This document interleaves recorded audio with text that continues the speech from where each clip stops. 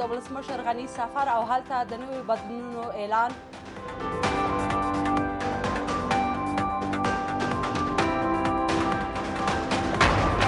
د بې پولې ډاکټرانو ټولنې لخوا د امریکا د څېړنو راپور ردول.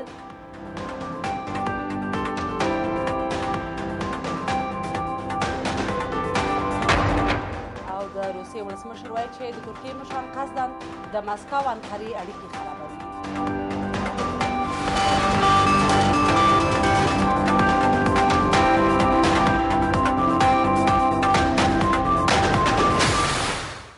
ګران لیدونکو سلام. د کابل نیوز د دې ساعت کورنیو او بهرنیو خبرونو ته ښه راغلاست.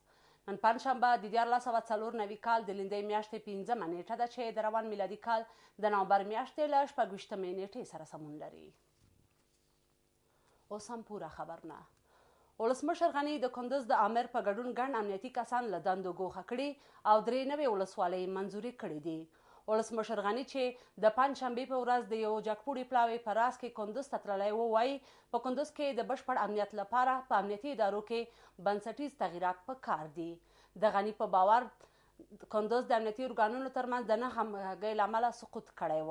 ولسمشر غني دغه راز ویل چې په کندوز کې به ژر د وسلوالو پر ضد د شپې او ورځې تصفیوي عملیات پیل شي. ولسمشر غني د کندوز د سقوط په تړاو د حقیقت موندونکي پلاوي د څېړنو د پایلو تر اعلان وروسته د پنجشنبې په ورځ د جګپوړو دولتي چارواکو په ملتیا کندوز ته ولاړ او له خلکو سره یې له نږدې خبرې وکړې. غني په لومړني ګام کې د کندوز د امنیت لپاره نوی کس وګماره او د ګلبات، ګورتیپا او اقتاش سیمې د 3 نوې ولسوالیو په توګه اعلان کړې. ولسمشر غني وایي چې د کندوز ولایت په امنیتي ادارو کې به بنسټیز بدلون راشي او هغه کسان به له قانوني تعقیب سره مخ شي چې د کندوز د سقوط په مخنیوي کې ناغېړي کړې ده. غني وایي د کندوز د امنیت د خوندیتوب لپاره به په ټولو ناکراره سیمو کې پوځي عملیات وشي. انسجام بین اداره ملکی و نظامی قدم دیگه است که به صورت اساسی برداشته خواهد شد. عملیات قاطع و عملیات تصفیه‌ای باید به نتیجه برسد. در دوران از این عملیات امید است که افراد ملکی نظر خود بدن، اما ثابت شد که جنرالای ما کار خود کردند. ولسمشر اشرف غني وایي کندوز د امنیتي ادارو ترمنځ د نه همغږۍ له امله سقوط کړی و او په دې پیښه کې 60 تنه مسؤل امنیتي کسان له دندو ګوښه کړي دي. ولسمشر وایي تر څو چې د کندوز په ټولو امنیتي برخو کې بنسټیز بدلون رانوستل شي دلته ډاډمن امنیت راوستل ناممکن دی. کادرهای امنیت ملی به کندوز سر تا سر تجدید میشه. بعد از این هر کادر امنیتی کندوز جوابگو می باشه. هیچ فرد سیاسی بعد از این اجازه نخواهد داشت که پلیس محلی داشته باشه. افراد مسلح غیر مسئول اختیار آخر ماست. بیاین یا در چارچوب دولت دفاع کنین از مردم یا قوه مقابلتان استعمال میشه. د کندوز اوسیدونکي د ولسمشر پر سفر خوښ دي خو په دغه ولایت کې د وسلوالو پر ضد د پراخو تصفیوي عملیاتو غوښتنه کوي. عام خلک وایي حکومت د هغو درنو وسلو او ټانګونو په له منځه وړلو کې اقدام وکړي چې وسلوالو طالبانو د جګړې په ترڅ کې له امنیتي ځواکونو نیولي دي. نیروهای بین المللی حد اقل همین سلاح‌های زرعی را که دشمن از ما گرفت امیر نابود بسازد. ما دیگه لله الحمد در جنگ‌های هموطن و جنگ‌های سلاح خطره بالای از ما برتری داریم. یک عملیات سرتاسری تصفیوی را باید دولت جمهوری اسلامی افغانستان قسمی که در شهر کندوز انجام دادن در سایر نقاط کندوز انجام بدن تا در چی که اون دست نفال روندی میاو میاشتی یا میاشتی که طولو خلق و اجناس بزنن خلق قاطع دره تنگ ولایدی نمکی دیونی ونسته نخواسته خدا نخواسته باز این تنکارا مرش نکنه در طرف کندوز باز پوزیشن خراب نسازه. ولسمشر غني وایي د کندوز د امنیتي وضعیت تر ارزونې او په امنیتي برخو کې له اړتیا وړ بدلونونو وروسته به په کندوز کې تصفیوي عملیات د دوی لومړیتوب وي. من بررسی 4 ساله کندوز دیدم. اداره در ارائه خدمات مشکلات جدی داشت. از این جهت تا اداره را با وجود نبریم که پاسخگو نباشه مشکلات قندوز حل نمیشه. در قسمت بخش پلیس هم جناب آقا صاحب عبدالغفار خان که یکی از کادرهای بسیار بزرگ از این مملکت است، تمام کادرهای پلیس اینا بررسی خواهد که بازم اصل مکافات و مجازات عمل شد.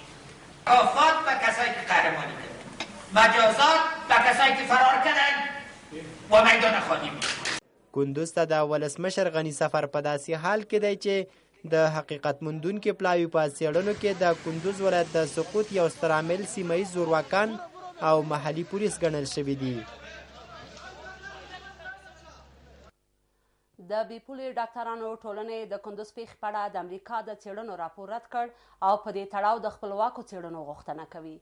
د بیپولي ډاکټرانو نړیوالې خیریه مؤسسې مسؤلان وایي چې د پیښې د عمل په توګه د امریکا څېړنې د اعتبار وړ نه دي او که دغه پیښه په خپلواکه توګه ونه څېړل شي ښایي دوی په ډیرو جنګي سیمو کې خپل فعالیتونه بند کړي. امریکا دغه هوایي برید یوه بشري تېروتنه بولي او وایي چې له امله به یو شمېر پوځي کسان له دندو ګوښه کړي، خو د ملي شورا غړي امریکا د خپلو جنګي جنایتونو په پټولو تورنوي. په افغانستان کې د ناټو او امریکایي ځواکونو عمومي قماندان په کابل کې د یوې خبري ناستې په ترڅ کې د هغه راپور پایلې خپرې کړې چې په کندوز کې د بیپولي ډاکټرانو په روغتون د امریکایي ځواکونو د هوایي برید په اړه یې ترسره کړي. په دې برید کې تر 10 پورې ډاکټران، نرسان، ناروغان او د هغوی پایوازان ووژل شول او تر 28 نور ټپیان شول. جنرال کیمبل دغه هوایي برید یوه بشري تېروتنه وبلله او ویل چې بیا به داسې کوم عمل تکرار نشي. This was a tragic mistake. دا یوه بشري تېروتنه وه چې له دې وروسته به هیڅکله امریکایي ځواکونه په روغتونونو او عامه او ملکي تاسیساتو داسې کوم برید ونه کړي. راپور دا مشخصوي چې روغتون د امریکایي ځواکونو تر مستقیم برید لاندې راغلی و، نو ځکه هغه کسان چې په دې کې دخیل وو دندې یې ځنډول شوي او سزا به وویني.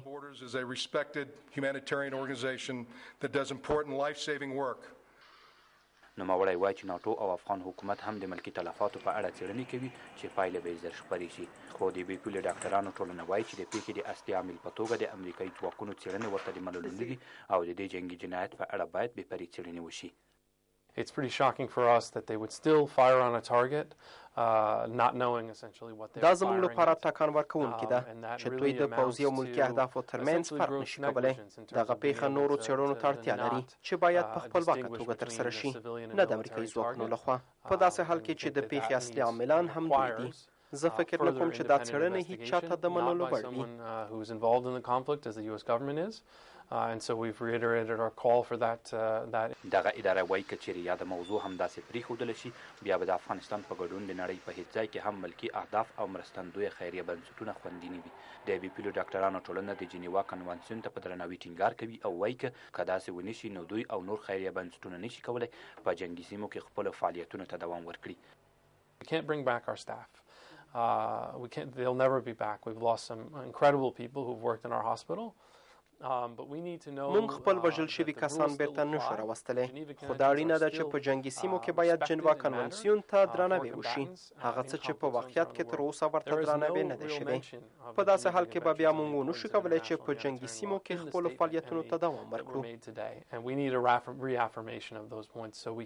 هاخوا د ولسي جرګې غړي امریکا په جنګي جنایتونو تورنوي او وایي چې په دا ډول راپورونو سره امریکا هڅه کوي چې خپل جنګي جنایتونه پټ کړي. لکه په لکونو مسلمانانو په وینې چې هدر سوی، هغه جنایت چې د دوی په برابر کې انجام سو، هغې باندې سترګې پټې سوې. همداسې به د قندوز په روغتون کې چې کوم جنایت سوی دی په هغې به هم سترګې پټېږي او امریکا به د خپل د تبرئې لپاره دلایل وړاندې کوي تر څو چې وغواړي خلک قانع کړي. ولې زه په ډاګه وایم چې د امریکې دا جنایت هیڅ کله نه پټېږي او انشاءالله د محاسبې وخت به راسي چې د امریکې د جنایتونو سره به محاسبه کیږي. جز از دکتران و پایوازان شفاخانه دیگر کسی دیده نمیشه. این هم قرینه به این است که حالی که بعضی حقایق را اینها پنهان میکنن خودشان در این مسئله دخالت داشتن که او خیانت خودشان را برملا میکنن. در این مورد نه، در بسیار موارد دیگری در مسائل افغانستان اینا متحد نبودن. اگر تعهد می‌داشتن حتما امروز یک ثبات نسبی در افغانستان می آمده. د امریکا له څېړنو سره داسې مهال د بیپولو ډاکټرانو ټولنه او د ملي شورا غړي مخالفت کوي چې ولسمشر ماڼۍ بیا د دې څېړنو هرکلی کړی او له نړیوالو ځواکونو یې غوښتي چې په راتلونکي کې د ملکي تلفاتو د رامنځته کېدو مخنیوی وکړي. د افغانستان د ملي امنیت مشاور وایي پاکستان د حقاني شبکې په ځپلو کې له کابل سره لازمه مرسته نه کوي. حنیف اتمر په کابل کې د ترکیې له سفیر سره په کتنه کې ویل چې حقاني شبکه د پاکستان په خاوره کې حضور لري او هلته تجهیز کیږي. اتمر وایي د پاکستان دولت د حقاني شبکې په ځپلو کې له افغانستان سره لازمه مرسته نه ده کړې. اتمر زیاته کړه چې د سولې لپاره پر یو داسې میکانیزم کار کوي چې پر یوه هیواد او فاکتور پکې اتکا ونه شي. ولسمشر غني د ولسي جرګې د لومړي مرستیال د وروستیو ادعاو د څېړنو لپاره یو پلاوی وټاکه. د ولسمشر په نوي حکم کې ویل شوي چې په حکومت کې له داعش او نورو ترهګرو ډلو د ملاتړ په تړاو د ظاهر قدیر وروستۍ څرګندونې یوه جدي موضوع ده چې باید وڅېړل شي. د دې پلاوي مشري د عدلي او حقوقي چارو د مشورتي بورډ رئیس نصر الله ستانکزی کوي او د نظامي څارنوالۍ مرستیال ډګر جنرال عبدالفتاح عزیزي او د دولت د عمومي قضایاو رئیس میر محمد انور سادات غړي ټاکل شوي. هیات ته وظیفه سپارل شوې چې د ولسي جرګې له لومړي مرستیال ظاهر قدیر سره شته اسناد د قوانینو په رڼا او د ولسي جرګې دندو د داخلي اصولو په چوکاټ کې وڅېړي. حکم کې ټولو ادارو ته سپارښتنه شوې چې په دې برخه کې له پلاوي سره مرسته وکړي.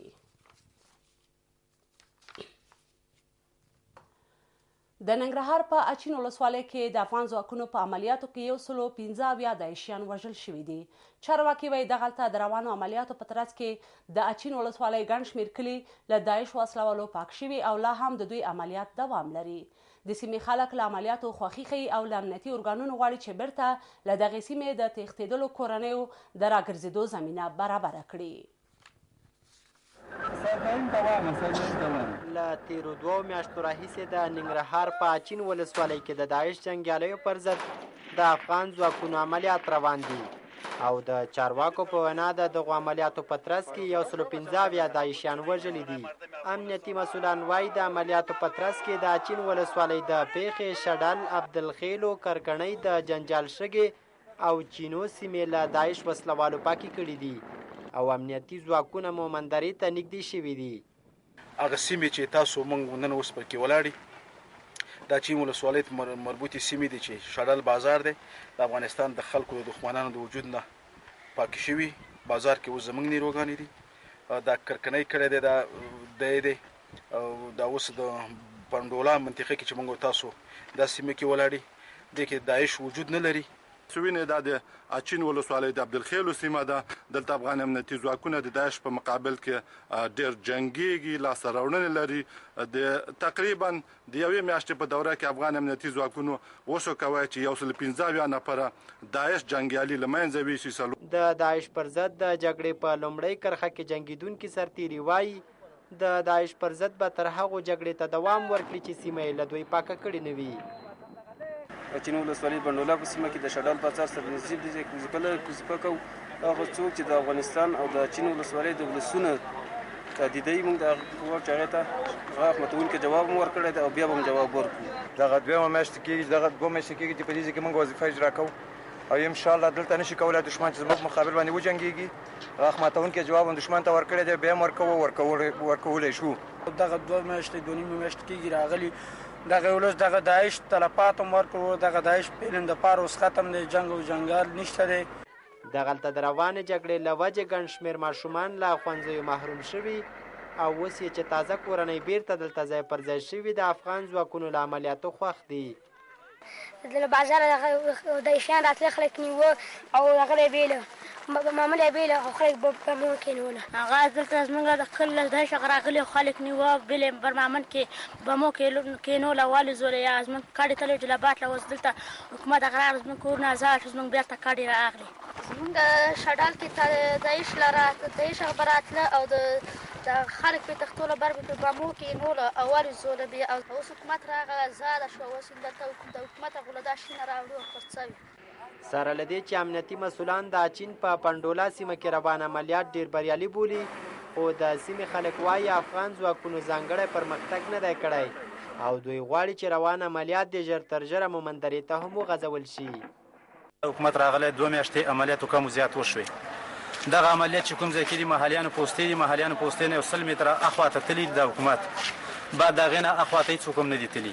داعش راغلی زموږ مامن باندې کوزه اچول ده موږ تر شل دی دا غواړم چې حکومت دغه مامن کې عملیات وکړي شډل کې به کوس په حل شډل کې وسی غزمن شډل بازار چې کوم د دام وسفال شو او همداسې کورونه مرته راغله. د داعش وسلوالو ځپلو لپاره دلته تازه دمې ځواکونه هم را رسېدلي دي. دوی د ولسي جرګې د لومړي مرستیال ظاهر قدیر په مشرۍ د داعش وسلوالو پر ضد جګړه کوي. ټول افغانان دې ته په یو اواز باندې جمع شوي، خو بې حسابه شینوارې ځکه چې موږ ونه شو کولی چې د هغې حساب وکړو ځکه چې ډېر زیات خلک راغلي وو. تاسو وایئ چې تاسو سره کومه وسله ده چې دې دښمن دغه وکړي؟ موږ سره ایمان دی. خو د ننګرهار والي وایي دغه ځواکونه له دوی سره په همغږۍ نه دي تللي او په اړه یې هم تر اوسه معلومات نه لري. دا کسان چې تللي دي دوی موږ نه یو خبر کړي، موږ یې نه یو خبر کړي او ښه به دا وی چې موږ یې خبر کړي وی او بیا موږ سره په یو همغږۍ باندې په یو چوکاټ کې د دیو کومک دیو نه موږ غوښتلی وی، لکه هغه یا د محلي پولیسو په شکل کې او یا په هغه منطقه کې د مشرانو سره یو ځای. ننګرهار ډیورنډ کرښې ته څیرمه د خیبر پښتونخوا له قبایلي سیمو سره تړلې سیمه ده او د داعش ډلې ډیری جنګیالي په همدې کرښه وړي راوړي او په ننګرهار کې نامنې جوړوي. د افغانستان په شمال کې تر 8 زیاتې ولسوالۍ همدا اوس له جدي امنیتي ګواښونو سره مخ دي. په ولسي جرګه کې د شمالي ولایتونو استازي د شمال جګړه پلان شوی بولي او وایي چې د تیرو کلونو پر خلاف سږکال په ساړه ژمي کې هم دغلته وسلوالې ډلې ترهګریز فعالیتونه پر مخ وړي او ورځ تر بلې ډیریږي. وکیلان د افغانستان په شمال کې روانه جګړه له اقتصادي اړخه خطرناکه بولي او په دې باور دي چې د سیمې استخبارات هڅه کوي له منځنۍ اسیا سره د افغانستان اقتصادي دهلیز ته ستونزې جوړې کړي. د تیرو کلونو خلاف سږکال د مني په دې سړو ورځو کې هم د افغانستان په بیلابیلو برخو کې ګرمه جګړه روانه ده. د وسلوالو ډلې د افغانستان په بیلابیلو شمالي ولایتونو کې د شاوخوا اتو ولسوالیو امنیت ته جدي خطر پیښ کړی او د همدې ولایتونو وکیلان له امنیتي ارګانونو غوښتنه کوي چې د ژمي له فرصته په استفادې دغلته د وسلوالو د ځپلو لړۍ تیزه کړي.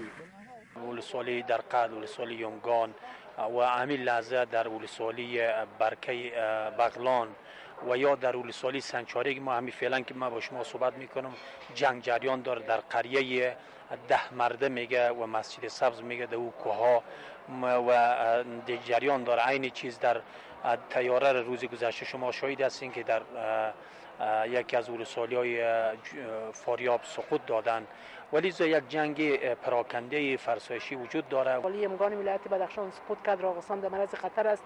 چندین ولسوالی دیگر که مثلا بارک است، جرم است، ولسوالی شهدا است، ولسوالی وردوج است، ولسوالی‌های تنگبالایی که در ولایت بدخشان در معرض خطر هستند که یک و دوش سقوط کرده و دیگرش هم دولت سقوط هستند. وضعیت امنیتی نسبت به 3-4 ماه پیش خوب است، اما تهدیدات هنوز موجود است. ایجاب از این میکنه که حکومت افغانستان توجه زیادتر به فاریاب بکنه. د ولسی جرګې دغه غړي د افغانستان په شمال کې روانه جګړه پلان شوې بولي او په وینای د سیمې استخبارات هڅه کوي له دې سیمې په استفادې خپلو اهدافو ته ورسیږي. د دوی په وینا د سیمې استخبارات له منځنۍ اسیا سره د افغانستان د اقتصادي دهلیز پر وړاندې د ستونزو رامنځته کولو په هڅه کې دي. جنگی که در شمال و شمال شرق وجود داره یک جنگ سازمان یافته است، یک جنگ برنامه ریزی شده هست و کاملا در اینجا دستای پود و پنهان کار میکنه و میخواهی که همون رقمی که جنوب کشور ما و شرق کشور ما واقعا مردم ما به خاک و خون کشیده شد سالها و عین چیز در شمال هم اونمو حادثه و قضایات تکرار شد. تحرکات منطقه‌ای باعث شده که شمال افغانستان هم بسیار ناامن بشه. یکی از دلایلش دلایل پیدایش داعش و کشورهای منطقه به خصوص راه ابریشم است که بعضی کشورهایی که میخواین قدرت نمایی کنن تنها جایی که خواستن خود زیادتر بروز کنن ناامن ساختن شمال افغانستان هست. دغه وکیلان له امنیتي ارګانونو غوښتنه کوي چې د ژمي موسم پر رسیدو سره په خپله جنګي تګلاره کې تغیرات راوړي او مخکې تر دې چې راتلونکی پسرلی وسلوال بیا سر راپورته کړي ویې ځپي. خو د چارو شنونکي په دې نظر دي تر هغو چې له وسلوالو ډلو سره د سیمې د استخباراتو لاسلړ نشي په افغانستان کې د جګړې مهارول به همداسې ستونزمن وي. په 2014 کال کې د ماینونو او نورو ناچاودیدونکو توکو په قربانیانو کې 23 سلنه زیاتوالی راغلی. له ماینونو د اغیزمنو افغانانو ماسې نوی راپور ښیي چې په 2014 میلادي کال کې 1296 تنه په افغانستان کې د ماینونو قرباني شوي چې له دې ډلې 470 تنه ملکي وګړي دي. د کار ټولنیزو چارو شهیدانو او معلولینو وزارت وایي چې په افغانستان کې د معلولینو د کره شمېر د معلومولو په موخه د یو منظم ډیټابیس پر جوړولو کار کوي. که څه هم په افغانستان کې د ماینونو د پاکولو په موخه میلیونونه ډالر لګول شوي او په دې برخه کې د کورنیو ادارو ترڅنګ یو شمېر بهرني ادارې هم کار کوي، خو افغانان تر اوسه هم په ځمکه د کرل شوي ماینونو قرباني کیږي. په یوه تازه پیښه کې په پلازمینه کابل کې 8 تنه ماشومان هغه مهال له کلونو د پاتې شوي ناچاودیدونکو توکو د چاودنې له امله قرباني شول چې ماشومانو پرې لوبې کولې. بچگکای خود از دست دادم، خانه‌شان خراب شد، خانه‌ام خالی شد مسجد کنم. آمدم که گرم بست قدر رفتم صبر فایلش که دیدم بچگکای مفتی دستش قطع شده بود، لبکایش نبود، مغزی سرکوچی نبود و چی ریزم صدقه رامین شدم که دستش قطع شده بود. اول رو کشید از جای او که پاکت بازور قصف رختان داشت رفت او رو گرفت دستمال پیش کرد، باز دا چیز زد دا دیوال که زد کلشان مرد. دلته له ماینونو د اغیزمنو افغانانو موسسه هغه راپور خپروي چې په کې د تیر په پرتله په 2014 کال کې د ماینونو او نورو ناچاودو توکو په قربانیانو کې 23 سلنه زیاتوالی راغلی. د دغې ادارې مسؤلان وایي که حکومت یا د ستونزې ته جدي پاملرنه ونه کړي ښایي دغه شمېر له دې هم لوړه شي. متاسفانه با در ولایت مختلف که جنگ ها روان است ما میبینیم پیش بینی که کردن میتونیم. متاسفانه فکر میکنیم که سال آینده هم شاید تلفات ما از امسال که 23% از سال گذشته افزایش داشته و این متاسفانه اگر به می منوال پیش بره افزایش خواهد داشته.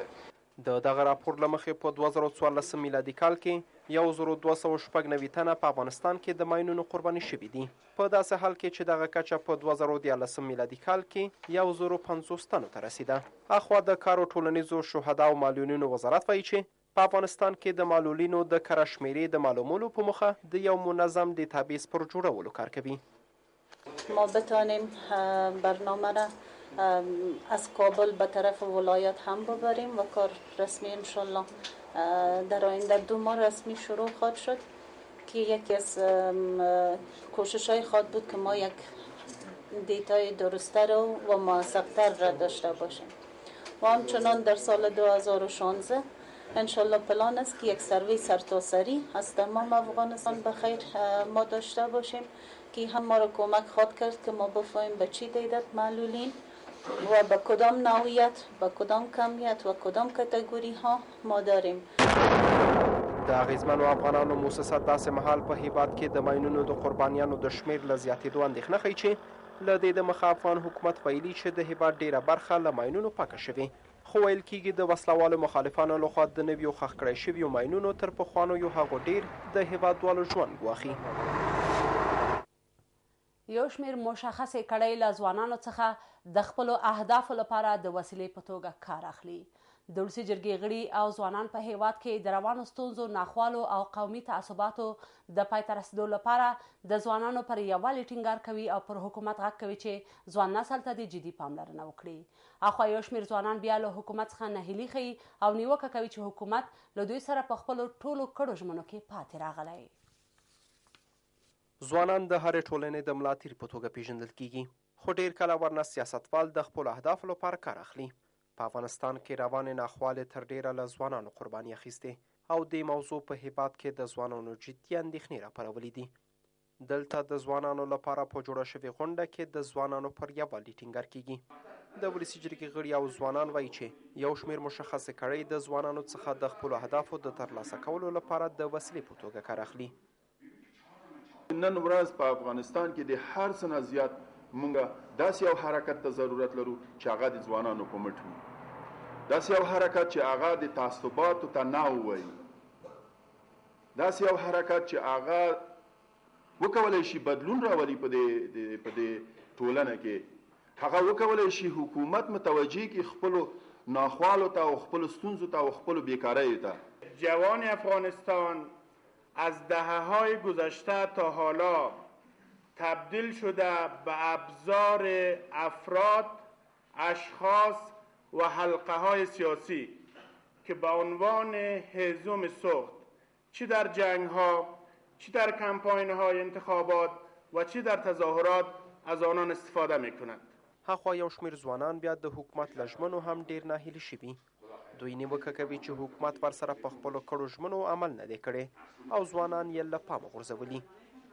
حکومت وحدت ملی تا فعلا نقش جوانان را به شکلی که ما توقع داشتیم برآورده نکردن. شخص خودم زمانی که من رفتم در پای صندوق‌های رای و یکی از این دو کاندید را رای خود را به اون انداختم، خواست من هی بود تا ما بتوانیم مصدر خدمت به جامعه خود باشیم، ولی اکنون ما که میبینیم تعداد بزرگ از جوانان فعلا در افغانستان در حالت فقر و یا بیکاری به سر میبرند. جوانا که از نیروی عظیم یک کشور را تشکیل میده، باید او را بگذاره تا جوانا پیش ببره. جوانا مفکوره نو داره، جوانا نواندیش هستند، جوانا پرتلاش هستند، تا بگذاره جوانا به این مقام برسن و کشور را بسازن.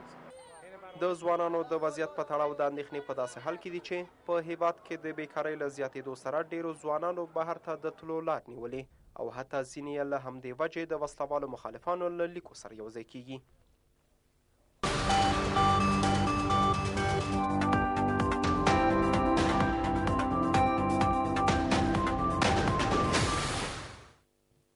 بیا هم ښه راغلاست. د روسیې ولسمشر وایي چې د ترکیې مشران قصداً د مسکو او انقرې اړیکې خرابوي. پوتین وایي چې داعش د ځینو هیوادونو د ناغېړیو او د ترهګرۍ د ملاتړو سیاستونو له امله راپیدا شوې ده. پوتین چې د نویو 15 سفیرانو په غونډه کې خبرې کولې وایي چې د داعش تر کنټرول لاندې سیمو ډیری نفتي توکي ترکیې ته ځي او داعش له دې لارې ډېرې پیسې ترلاسه کوي.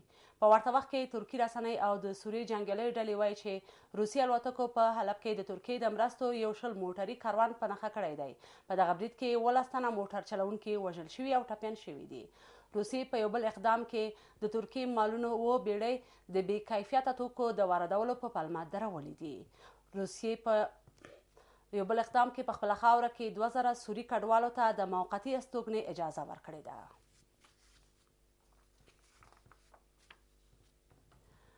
د فرانسې ولسمشر د بریټانیا له صدراعظم سره د خبرو پر مهال د سوریې ترڅنګ په لیبیا کې هم د اسلامي دولت ډلې پر ضد د مبارزې غوښتنه وکړه. فرانسوا هولند وایي نړیواله ټولنه باید د سوریې ترڅنګ په لیبیا کې هم د واک د سیاسي لیږد په اړه فکر وکړي. د بریټانیا صدراعظم د خپل فرانسوي سیال د ملاتړ ترڅنګ د اسلامي دولت ډلې پر ضد د مبارزې لپاره د لوی ائتلاف په منځته راتګ ټینګار وکړ. فرانسوا هولند په داسې مهال د بریټانیا له صدراعظم سره لیدنه کوي چې له دې مخکې هم د اسلامي دولت ډلې پر ضد د مبارزې په موخه د نړیوال ملاتړ د ترلاسه کولو لپاره د نړۍ د یو شمېر هیوادونو له مشرانو سره کتلي دي.